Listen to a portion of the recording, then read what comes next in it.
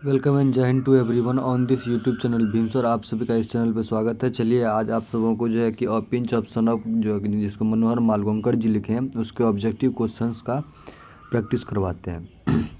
The question number first है कि who is coming to Delhi to see some minister. देखिए दिल्ली कौन आता है और कुछ मिनिस्टर से मिलने के लिए। आप लोगों को तो पता ही है दिल्ली कौन आते हैं मिनिस्टर से मिलने के लिए। बरकत अली आते हैं, सोहन लाल आते हैं, नानू काका आते हैं या अंडर सेक्रेटरी आते हैं। तो दिल्ली मिलने के लिए कौन आते हैं? नानू काका आते हैं। तो किससे मिलने के लिए आते हैं? तो वो आते हैं मिनिस्टर से मिलने के लिए। तो ऑप्शन नंबर सी इसका हो जाएगा सही। चलिए अगला क्वेश्चन देखते हैं क्या है।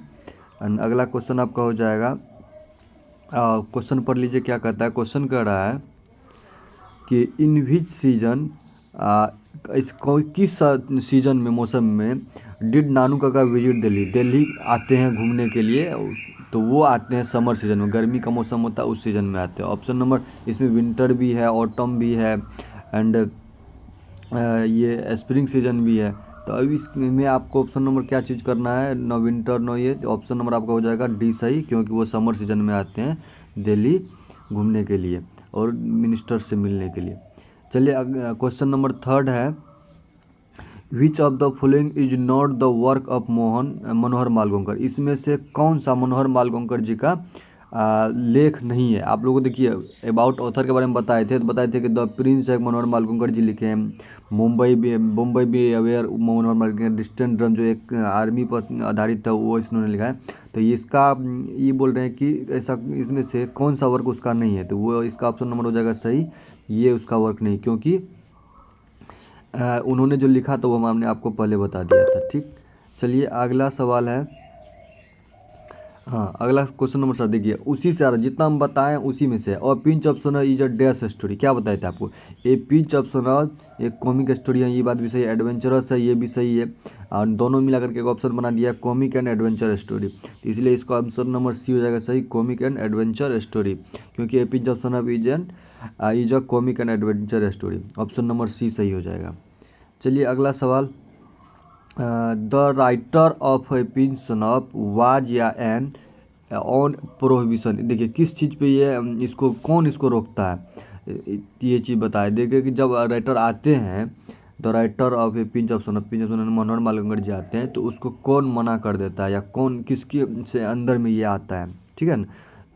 प्रोबेशन मतलब हो गया कि वो आते हैं किसके अंदर, तो वो अंडर सेक्रेटरी का आते हैं। किसके आते हैं? अंडर सेक्रेटरी का आते हैं, क्योंकि आपको बता दिए थे वो आते हैं अंडर सेक्रेटरी और उसकी माँ बहन के कहने पर, यानी कि लेखक के माँ के कहने पर उसको उसी के यहाँ लिया जाता है, नॉर्थ ब्लॉक में चला जाता है। तो सेक्रेटरी नहीं होगा, अटेंडेंट नहीं होगा, अंडर सेक्रेटरी हो जाएगा सही। कमिश्नर भी नहीं होगा, ऑप्शन नंबर सी सही। चलिए अगला सवाल है आपका कि who has been very loyal toward her side of the family. अपने फैमिली के लिए सबसे ज़्यादा लॉयल कौन से थे। देखिए who has been very loyal toward her sides of the family, अपने फैमिली की तरफ से वो कौन थे? मदर थे, ग्रैंड माँ थे, सिस्टर थे। तो इसका ऑप्शन नंबर हो जाएगा कि उसकी माँ थी, किसकी? लेखक की। ठीक है ना। वैसे भी जैसे स्टोरी बताए तो उससे पता चले कि उसकी कौन थी, तो माँ थी लॉयल, जो अपने फैमिली के प्रति बहुत ज़्यादा लॉयल थी। तब ना अपना भाई को बुलाया कि नहीं तुम यहीं पे आ जाओ। इसके बाद चलते हैं, नानू काका जो दिल्ली आते हैं कितने दिनों के लिए आते हैं, ये क्वेश्चन है। तो वो दिल्ली आते हैं 2 से 3 दिन के लिए, कि आएंगे मिनिस्टर से मिल लेंगे और वहाँ गए हैं तो अपना भगना उगना का भेंट भी कर लेंगे। नानू काका was 2 to 3 days। Option number हो जाएगा बी सही, ये गलत है, ये भी गलत है, ये भी गलत है। 2 से 3 दिन के लिए आते हैं, कोई मेहमानी करेगा तो 3 दिन ही करेगा। Dash dash inform the under secretary about Nanu Kaka visit.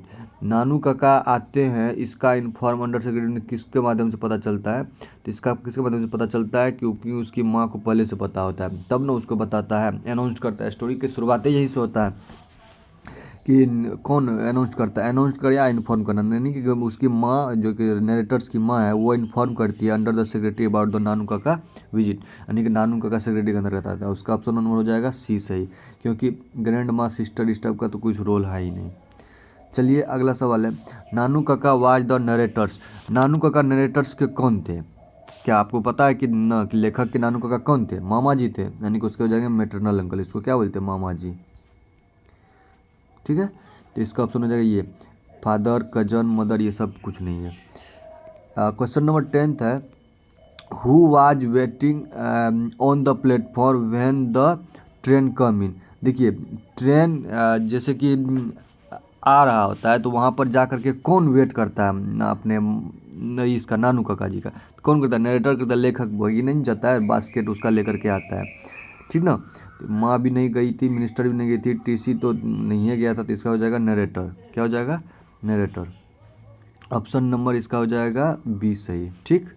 चलिए अगला सवाल, dash is the main character of a pinch of snuff. इसमें से कह रहा है कि कौन सा इस चैप्टर का मेन कैरेक्टर है। आपको बताए थे मनोहर मालगोंकर जी तो लेखक हो गए, ठीक है, लेकिन इस चैप्टर के बरकत अली भी नहीं है, सोहन लाल भी नहीं है, इसका मेन कैरेक्टर है नानू काका। कौन है इस चैप्टर का मेन कैरेक्टर, हो गया आपके नानू काका। ऑप्शन नंबर ए सही।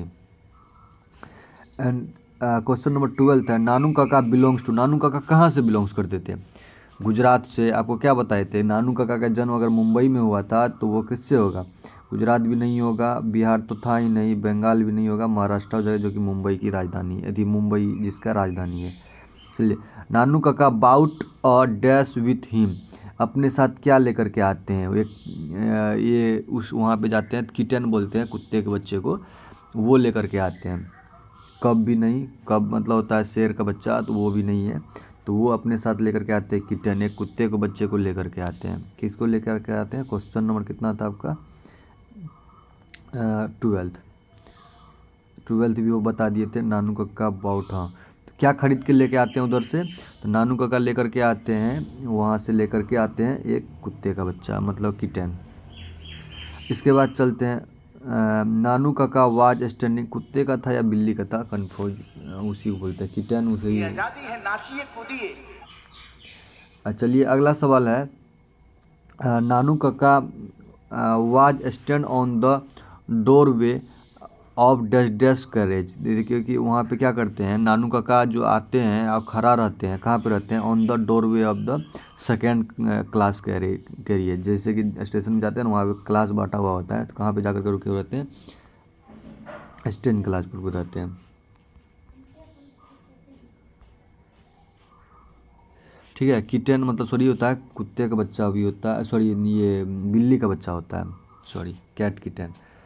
एंड चलिए क्वेश्चन नंबर 15 है, who often takes a pinch of snuff from the silver box. Silver box से क्या बोलते हैं कि who often take a pinch of snuff, किस इसमें से कौन निकालता है, मतलब ये pinch of snuff from the silver box, एक सिल्वर बॉक्स यानी चुनौती जिसको समझ सकते हैं, उसमें से निकालता है, कौन चीज निकालता है, तो वो पिंच ऑफ सनफ मतलब खैनी कौन खाता होगा, तो नानू काका ही खाते होंगे, वही ना निकालते होंगे ना, इसीलिए।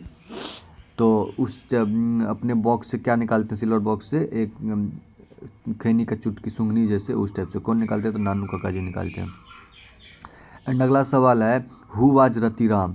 ये क्वेश्चन देखिए बहुत बार पूछा गया कि रतिराम कौन था, तो रतिराम सोहनलाल का बेटा था। कहता है सोहनलाल, सोहन कौन था, ये रतिराम, सोहनलाल का बेटा कौन था, रतिराम, बता दिए थे।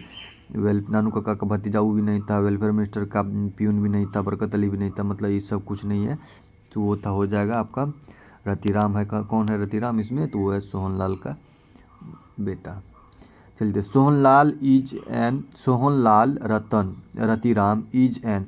देखिए सोहनलाल और रतिराम वो क्या थे, ये और वहाँ पे दिल्ली में सोहनलाल क्या थे, वहाँ पे एक पार्टी बॉस थे। कौन थे, पार्टी बॉस थे। बताए थे ना कि सोहनलाल जिससे वो मिलने के लिए जाते हैं वो एक पार्टी बॉस होते हैं, ठीक ना। इसलिए इसका ऑप्शन नंबर हो जाएगा, ऑप्शन तो आपको दिख ही गया है, वो थे एक पार्टी बॉस और उसको सक्सेसफुली इम्प्रेस कर देता है। इसके बाद Nanu Kaka often use to wear a coat. ये देखिए ये कौन सा कोट पहनते थे, नानू काका जो आते थे तो ये खास करके ये पठानी कोट पहनते थे। क्या पहनते, sorry Nanu Kaka use to wear a coat. देखिए ये पठानी भी बोल सकते हैं, जोधपुरी भी बोल सकते हैं, लेकिन मेरे ख्याल से ये पठानी कोट पहनते थे। कंडीशंस क्या है इसमें कन्फ्यूजन है, वैसे तो इसमें जोधपुरी कोट दे दिया है, तो जोधपुरी कोट सही कर लीजिए। हम चेक कर लेते हैं इसका ऑप्शन क्या हो जाएगा। Nanu Kaka often use to wear a coat,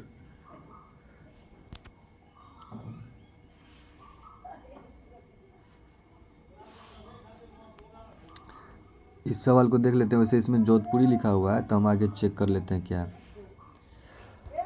हाँ, इन अ लिंग्विस्टिक इमरजेंसी नानू काका अवेज टर्न टू। देखिए नानू काका जब इमरजेंसी में, देखिए वैसे भी चीज़ है कि अगर कुछ होता है तो लोग सबसे पहले इमरजेंसी में अपनी ही भाषा में बात करते हैं, तो उसको मदर टंग में आप बोल सकते हैं। कौन सा लैंग्वेज यूज करता है लोग? Mother tongue. नानू काका भी वही यूज करते हैं। And who is the ambassador in the story of pinch of snuff. इस स्टोरी में एम्बेसडर का रोल कौन करते हैं? तो वो राजदूत जिसको बोलते हैं उसका रोल कौन करते हैं? ऑप्शन नंबर डी सही हो जाएगा। अगला सवाल है, नानू काका has a unique quality of telling. देखिए झूठ बोलने में नानू काका बहुत मास्टर थे, क्योंकि देखिए झूठ बोल बोल करके सोहनलाल को खूब अटिया लिया, उसके बाद झूठ बन करके मंत्री जी से मिलने चल गया। तो कौन, ये नानू काका किस में पूरा यूनिक टैलेंट था? तो यूनिक टैलेंट या यूनिक क्वालिटी था। नानू काका has a unique quality of telling लाई। झूठ बोलने का उसको बहुत मस्त एक्सपीरियंस था। चलते हैं, अगला सवाल है, व्हाट डज प्रोबेशन मीन। यहाँ इसका मतलब क्या होता है? यहाँ क्या कि यहाँ प्रोबेशन का मतलब क्या होता है? कि यहाँ प्रोबेशन का मतलब होता है ये ट्रेनिंग पे होते हैं। किस पे होते हैं? ट्रेनिंग होते हैं। व्हाट डज प्रोबेशन मीन मतलब होता है ऑन ट्रेनिंग। क्या होता है? On training. इसका ऑप्शन नंबर हो जाएगा डी सही। चलिए अगला सवाल है, leader are regarded as the dash dash step higher than God. देखिए लीडर्स आर रिगार्डेड एज, रिगर्स जो है, लीडर जो होता है वो सम्मान करते हैं किसका? स्टेप मतलब किसको? 2 step higher than God. God से भी ज़्यादा, तो वो हाँ वही चीज़ हो गया 2 स्टेप हायर देन गॉड्स। किसका करते हैं वो? लीडर्स हमेशा 2 स्टेप गॉड से आगे बढ़ करके किसी का सम्मान करता है। ठीक है, इसका ऑप्शन नंबर हो जाएगा बी। क्या हो जाएगा? ऑप्शन नंबर बी हो जाएगा। चलिए अगला सवाल था, ऑप्शन नंबर इसका बी हो जाएगा 2। एंड अगला सवाल है आपका, the narrator and the son of works the some ministers. देखिए क्या कहता है कि the narrator and the son of dash dash work as the same ministry. Work जो नरेटर हो गया और इसमें से किसका बेटा सेम मिनिस्ट्री में काम करता है? तो वो काम करता है सोहनलाल का बेटा रतिराम, और ये जो नरेटर लेखक यानी कि उसका भगना इस नानू काका का और सोहनलाल का बेटा दोनों सेम कंपनी में काम करता है, सेम मिनिस्ट्री में काम करता है, इस टाइप से। तो इसका ऑप्शन नंबर हो जाएगा ये सही। एंड चलते हैं अगला सवाल, we are while arrive Sohanlal was gurgling in the next room. आते हैं तो किस रूम में जाकर जाते हैं? हुक्काक रूम में जाते हैं। ठीक है, एंड इस टाइप से आपके लिए आज इतना ही बताएंगे, क्योंकि आगे बहुत सारे सवाल हैं उस पर, उसका भी हम बनाएंगे क्योंकि वीडियो लंबा हो जाएगा। ठीक है ना, चलिए आज के लिए इतना ही, मिलते हैं अगली कक्षा में।